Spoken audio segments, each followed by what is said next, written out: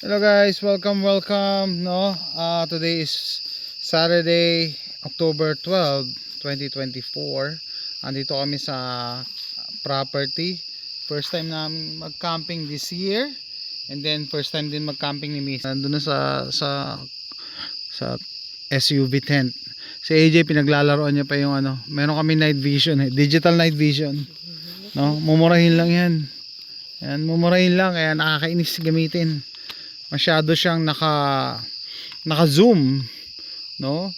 Dapat walang magnification And etong mga aso ko. Hey, Gray, come here. Come here, come here. Gusto nang pumasok. Napagod na yan sa kakalaro dito. Okay. Ito yung isa kong flashlight. So ito ang namin. Nilagay ako dyan na musta naman ang kaya natin bonfire namin. Ako lang nag-welding nitong bakal na to para ihawan, no? Pakita ko lang yung setup namin sa gabi. Portable toilet, ginamit ko yung kanina. Chainsaw, ginamit ko din pamputol sa sanga na nakaharang sa daan. Etong tubig na to, tubig ulan, inipon yan dito lang sa property. Ginagamit namin, wala pang hugas lang ng kamay. Ito, dala ko tong tubig overnight lang, kaya ito lang yung tubig na dinala ko, pero mukhang kailangan kong magbuhos. Ito gagamitin ko mamaya. Ay, si Gray pumasok na sa tent sa loob. Misis ko kasi nasa loob So ito yung namin, SUV tent, napakadilim, no?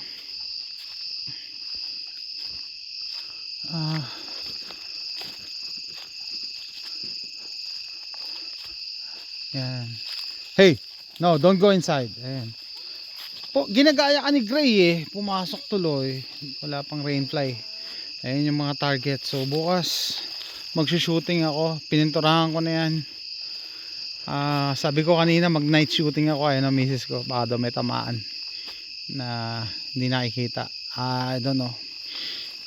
Okay lang sana para makita ko yung fireball, yung blast, muzzle blast ng barrel. Ayan, mga AR-500 steel targets yan, all the way over there. Kita nyo kung gaano kadilim. So ito sa property namin dito sa gubat, pitch black. Patayin ko yung ilaw. Yan siya. Nakakatakot dito pagka wala kang kasamang aso, kasi yung aso namin yan, perimeter alarm. May lumapit na hayop talagang alam na nila. Kasi dito, hold on, turn it off. This is the power button. Yeah, make sure yeah, I'm vlogging, AJ. Go to the light. So dito dati nung naghunting ako ng deer, iniwan ko yung laman loob ng deer, tsaka yung ulo, tsaka yung paa. Pagbalik ko wala na. So malamang, probably may predator. Chair. May predator na kumuha. Probably bobcat. I don't know kung may mountain lion. Meron din pala dito baboy ramo. Kaya ayun. Ito. Yan. Hopefully sabi ko ano kaya iba-vlog ko. Hopefully napanood nyo yung pinost ko ngayon lang. Dito ako sa property. Pero in-upload ko na yung kanina bago kami umalis Okay? Yung regarding kay Saint Benedict. Ako yung ako. Hey, come here, AJ. I don't believe that accident lang yung mga bagay na nangyari, no? I think things happen for a reason. And kulang pa nga yun kaya ako kinilabutan kagabi kasi nung drink? Hold it. Nung diba napulot ko yan the other day, Friday, nung sinundo ko si AJ, naglalakad kami sa kalsada, pinulot namin. Tapos maliit kasi, sabi ko okay, baka yan, parang Catholic siguro, religious yung sa necklace, pendant. And then hindi ko pinapansin nung gabi na nga, ay actually madaling araw na yun, kagabi alauna na, matutulog na ako. Zinom ko, sabi ko Saint Benedict to Alam niyo ba, nagre-research kasi ako regarding the Saint Benedict medal. Ginagamit pala yan for exorcism. Panoorin niyo si Russell Crowe nga dun sa sa Netflix, no? Tapos ang ginawa ko, order ako sa eBay Saint Benedict medal, 'di ba? Pinakita ko sa inyo yung malaki, no? Kanina bago kami umalis, nag-iisip ako kung anong dadalhin kong jacket, no? Sabi ko, dapat yung maganda pang shooting, maganda sa video. Ang ginrab ko yung FEU Tamaraw ko na jacket. Sabi nga miss ko, ba't yan, alam mo, pangit yan, pangit na yan Anyway, alam nyo ba, pag reach ko dun sa bulsa ng FEU Tamaraw na jacket, meron na naman ako dong Saint Benedict na na pendant. We're going Saint Benedict na pendant. In order ko din yung sa eBay na hindi ko makita, nilagay ko pala sa jacket, no? Coincidence? I don't think so. Hindi coincidence yun. Sabi ko, natatanga ako ba nung reason bakit nagpapakita sa akin yung ibig sabihin drone na makuha ko yung mga yung mga pendants na yun. I don't know yet. So hopefully nothing serious. Hopefully wala. Ako talaga I'm wishing na sana wala no? Yun ang wish ko, wala, no? Pero if you do your research, i-search nyo lang, no? Para saan yung Saint Benedict na pendant, na medal, panlaban daw yan to ward off evil spirits. Okay. I don't know. Kinikilabutan na naman ako. Anyway, timing, palapit na yung November 1, no? Gagawa tayo ng ng November 1 Halloween special dito sa channel ko. And I'm sure I'm not expecting everybody to believe kung ano yung mga sinishare ko sa inyo, pero actual experience to Hindi to yung hold on, hindi to katang isip Sinare ko talaga and meron naman ako evidence to back it up, 'di ba? So yun, hindi ako nangungumbinsi, nagsishare lang ako. So kaya nga sabi ko sakto din, hey, where are you going? Stay here, stay with me. Kaya sakto yung pangalan ng YouTube channel ko, Adventures talaga. Kung Serial Adventures kasi Pinoy Adventures to, no? Sinishare ko lang sa inyo. Anyway, abangan nyo bukas mag-shooting ako. May mga dala akong baril dyan. And magpa-pack up na kami and hopefully makauwi ng maaga kasi si Mrs. daw may homework. Yan yung mga tipo nagtatrabaho na mayroon pa rin mga homework na kailangan gawin. Okay? And isa sa mga reason kaya kami nagpunta dito sa property, syempre matagal na namin din nabibisita. Nagulat ako 1 year, sabihin this year ngayon pa lang pala kami nabisita pala namin to spring, pero hindi kami nag-camping. First time namin mag-camping this year dito sa property, no? Buti si Rocky, don't go there. Buti yung mga aso ko mababait, no? Ayun, ano pa? Hold on, I'm vlogging. Hey, ayan. Rocky. Si Rocky. So pitch black dito.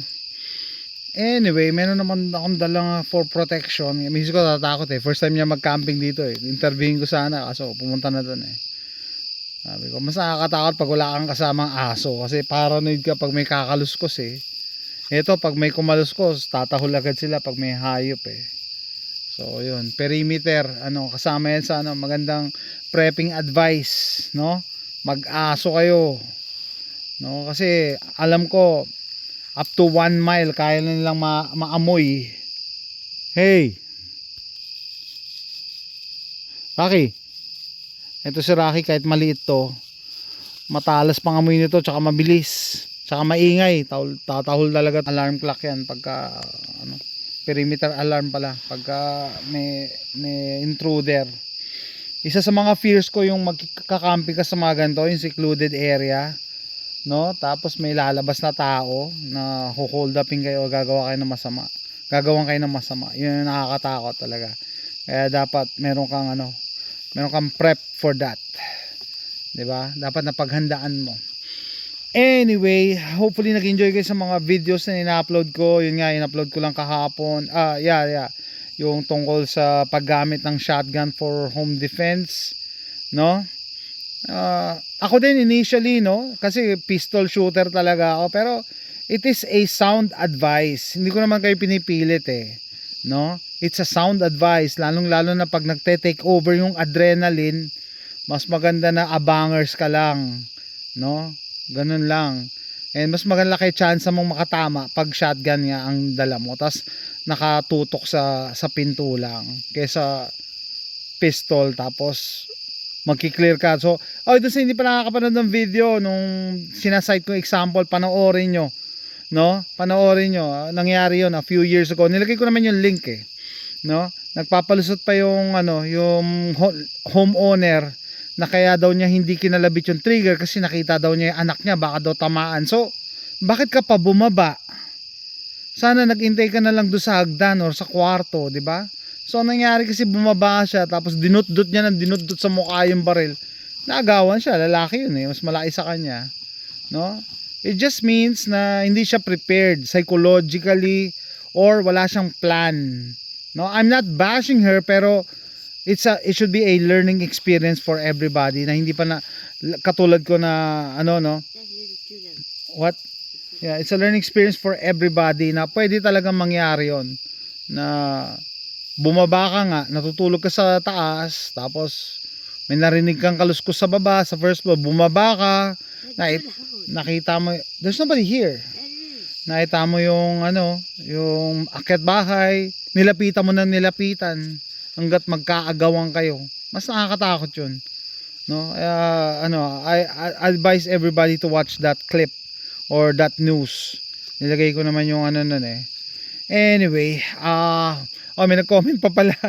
Iwasan ko daw magsabi ng kasi pasensya na guys kasi yung mga ginagawa kong videos, wala akong script.